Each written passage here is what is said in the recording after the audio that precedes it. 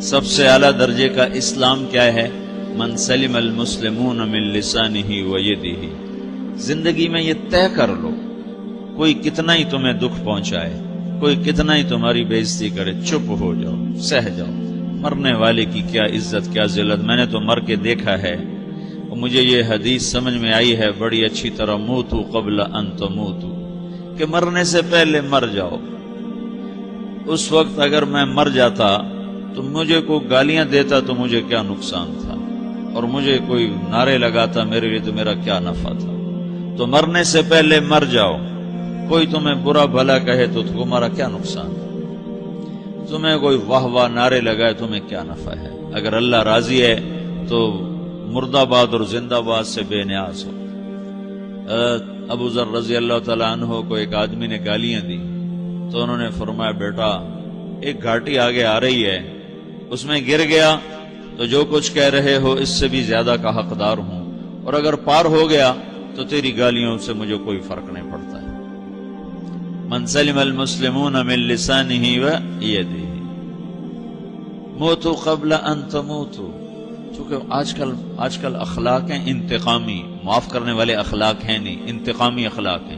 ہمارا معاشرہ انتقامی ہے، اچھا کرو گے تو ہم اچھا کریں گے، برا کرو گے تو ہم برا کریں گے، جیسا کہو گے ویسا ہم سے سنو گے۔ یہ ہمارا ماحول ہے، یہ ہمارا۔ ایک ماں کہہ رہی تھی دوسری ماں کو، میرے پترا کدی کسی نے واسطے سلام نہیں کیتا، بڑے فخر سے کہہ رہی ہے، ہمارے اپنے گاؤں کی بات ہے، میرے پترا کدی نہیں کسی نے واسطے سلام کیتا، مائی جڑا کرے انہوں کریں دیں، جڑا نہ کرے انہوں پوچھ دے ہی کوئی نہیں۔ یہ وہ فخر سے کہہ رہی، جو سب سے بڑا عیب ہے وہ سب سے بڑا فخر بنا ہو۔ میرے پتروں کدی نہیں کسی نے واسطے سلام کیتا۔ جب ماں باپ نے یہ سبق دیا تو اولاد کا کیا قصور ہے؟ تو ہمارا معاشرہ انتقامی ہے، ایک کی 10 سنانے کا ماحول ہے، تو آپ 100 کی ایک بھی نہ سناؤ۔ احنف بن قیس رضی اللہ تعالیٰ عنہ پہ ایک آدمی نے چڑھائی کر کہنے لگا ایک سناؤ گے نا تو 10 سنو گے میری طرف سے۔ تو احنف بن قیس کہنے لگے بھائی تو مجھے 100 بھی سنائے گا نا تو میری طرف سے ایک بھی تو نہیں سنے گا۔ ایک آدمی ان کی بڑی بےزتی کر رہا تھا اور وہ چل رہے تھے اور وہ 100 گالیاں بک رہا ہے۔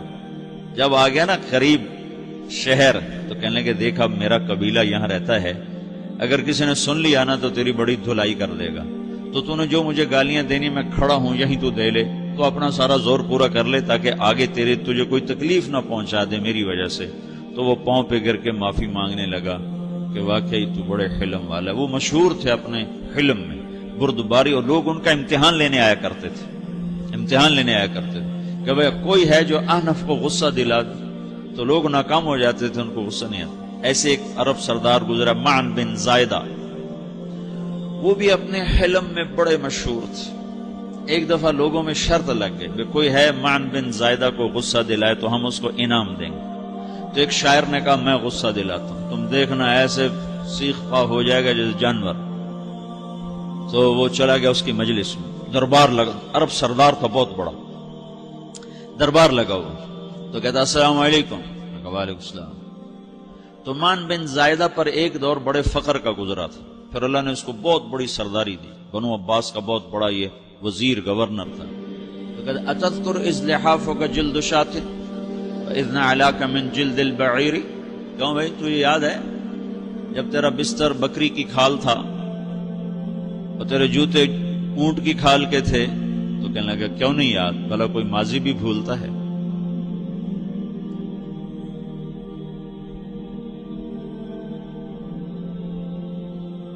تو وہ کہنے لگا پہلا وار تو خطا گا کہ فسبحان الذی آتاک ملکا وعلمک الجلوس علی السریر، تو پھر ساری تعریفیں تو اللہ کی ہیں جس نے تیرے جیسے کو تخت پہ بٹھا دیا۔ کہاں بھئی ساری تعریفیں اللہ کی ہیں، میری تو کوئی اوقات نہیں۔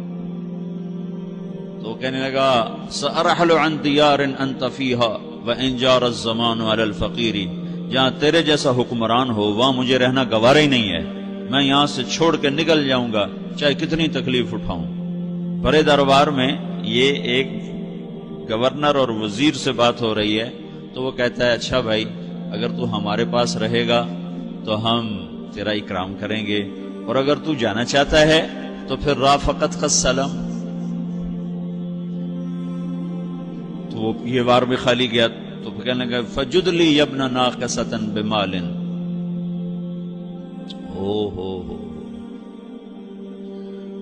او گندی ماں کے بیٹے، مجھے کچھ عطا بھی کر، میں بغیر پیسے کے سفر کیسے کروں گا. عرب کو کسی کو بھی ماں کی گالی دے دینا، پھر عرب سردار ہو. فجد لی یبن ناقصۃ بمال. بری ماں کے بیٹے مجھے کچھ پیسے بھی دے، میں نے جانا ہے. میں کہا بھائی اس کو 3000 دے دیا جائے. اللہ. تو کہنے لگا قلیل ما آتیتنی وانی لأطمع منک فی الکثیر. یہ تو بہت تھوڑا تو نے دیا ہے، مجھے اور دے. کہا اچھا بھائی 3000 اور دے دو. تو وہ شاعر کی بھی آنکھیں پھٹ گئیں. کہنے لگا اب ٹھہر جا ٹھہر جا، اب میں تیری اصل تجھے بتاتا ہوں. سألت اللہ ان یبقیک ذخرا فما لک فی البریۃ من نذیر.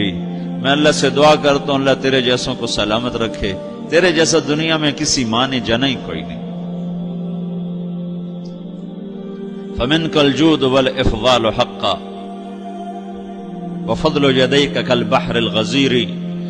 تو ہی سخی ہے، تو ہی کریم ہے، اور سمندر بھی تیری سخاوت کے آگے کچھ نہیں ہے. تو نے کہا اچھا بھائی تو نے ہماری برائی کی، ہم نے تمہیں 6000 دیے، اب تو نے ہماری تعریف کی، ابھی 10,000 اور دے دو اس کو. باتیں ہی رہ گئیں، باتیں ہی رہ گئیں. کہاں سے لائیں ایسے لوگ؟ ہمارا معاشرہ انتقامی ہے، بدلہ لینے کا ہے، بدلہ لینے کا. تو میرے ساتھ کیا میں نے بھی کرنا ہے. تو اعلیٰ درجے کا اسلام یہ سکھا رہا نہیں چپ ہو جاؤ، سلام مت بن جاؤ، سلامتی بن جاؤ، سلامتی کی علامت بن جاؤ. من سلم المسلمون من لسانہ ویدہ.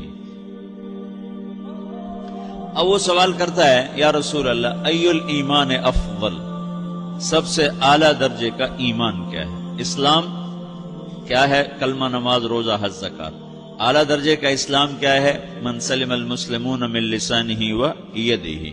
یہ اخلاق کا ادنا درجہ ہے، ادنا درجہ ہے. ادنا درجے پر پہنچ کر آپ اسلام میں اعلیٰ درجے پر آ سکتے ہیں. وہ سوال کرتا ہے ایمان کیا ہے؟ تو آپ نے کہا اللہ پر، فرشتوں پر، کتابوں پر، رسولوں پر، موت کے بعد کی زندگی پر، تقدیر پر. اب ایک اور سائل سوال کرتا ہے ای الایمان افضل، سب سے اعلیٰ درجے کا ایمان کیا ہے؟ تو آپ نے فرمایا حسن الاخلاق، اچھے اخلاق سب سے اعلیٰ درجے کا ایمان ہے. جو آدمی اسلام میں، جو آدمی اخلاق میں، جو مرد عورت اخلاق میں ادنا درجے پر ہوتا ہے وہ اسلام میں اعلیٰ درجے پر پہنچتا ہے. اب اگر وہ اخلاق میں اعلیٰ درجے پر آ جائے تو اب یہ کہاں پہنچے گا؟ اب یہ کہاں پہنچے گا؟ میرا نبی کہہ رہا ہے سب سے اعلیٰ درجے کا ایمان ہے حسن اخلاق، حسن اخلاق. ابو ہریرہ نے پوچھا یا رسول اللہ وما حسن الاخلاق. یہ بھی ایک اور حدیث ہے. یا رسول اللہ حسن اخلاق کیا چیز ہے؟ تو آپ نے 3 چیزیں فرمائی، تصل من قطعک وتعطی من حرمک وتعفو عمن ظلمک. جو تم سے توڑے نہ تم اس سے جوڑو. نہیں کرتا سلام نہ کریں. کوئی ہم چھوٹے باپ کے ہیں؟ ہم تو کبھی بھی نہ کریں، ہم تو کبھی بھی نہ منہ تھوکیں بھی نہیں. ہم تو میرا نبی کہہ رہا ہے جو توڑے تم اس سے جوڑو، جو محروم کرے اسے عطا کرو، جو زیادتی کرے اس سے درگزر کرو. یہ 3 کام جو عورت مرد کر لے گا یہ اخلاق کے اعلیٰ درجے میں ہے. جب یہ اخلاق کے اعلیٰ درجے پر پہنچتا ہے تو پھر میرا نبی کیا بشارت دیتا ہے؟ ادنا درجے پر پہنچ کر تو اعلیٰ مسلمان کی بشارت ہے، اور اخلاق میں اعلیٰ درجے پر پہنچ کر میرا نبی کہتا ہے کاد الحلیم ان یکون نبیا. اعلیٰ اخلاق والا بس نبی بنتے بنتے رہ جاتا ہے. اعلیٰ اخلاق والا ایسے ہے جیسے کہ نبی، قریب ہے کہ وہ نبی بن جائے. یہ تو ہے نا ترجمہ، لیکن ہم ہمارے اردو میں کہتے ہیں وہ نبی بنتے بنتے بنتے رہ گیا. کیا مطلب؟ کہ اس میں اور نبی میں صرف نبوت کا فرق رہ جاتا ہے، باقی وہ سب کچھ حاصل کر لیتا ہے. تو یہ سارے دین کا میں نے آپ کو خلاصہ بتایا ہے. میری آپ کی ضرورت ہے کہ میرا اسلام اعلیٰ درجے کا ہو. من سلم المسلمون من لسانہ و یدہ، میرا ایمان اعلیٰ درجے کا ہو.